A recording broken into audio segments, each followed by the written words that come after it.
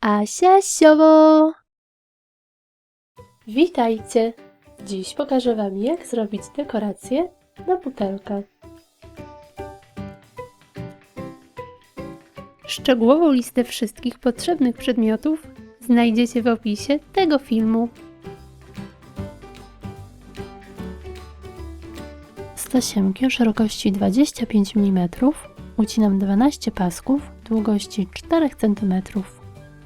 Składam, odcinam róg, opalam, zaciskam.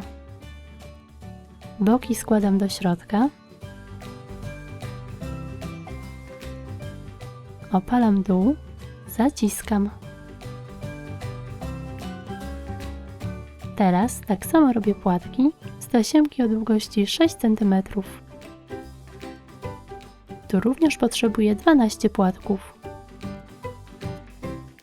Z zielonej tasiemki ucinam paski długości 6 cm. Robię z nich liście w taki sam sposób jak płatki.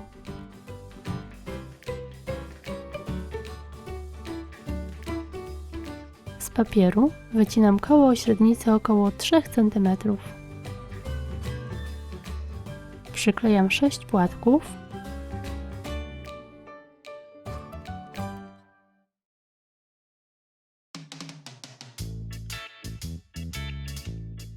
A pomiędzy nie kolejne 6.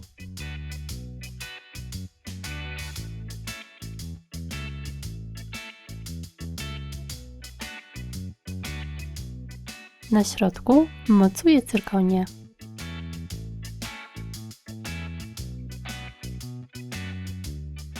Tak samo robię kwiaty z mniejszych płatków. Do butelki przyklejam liście.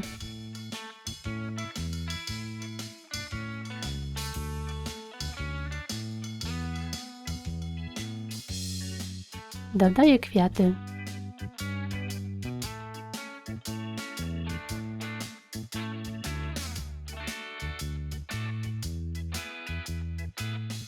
Na koniec mocuję perełki.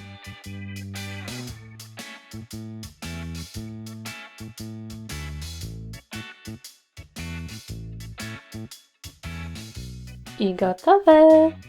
W taki sposób ze zwykłej butelki możecie wyczarować oryginalny prezent. Kolor kwiatów, jak i samą kompozycję możecie oczywiście zrobić według własnego pomysłu.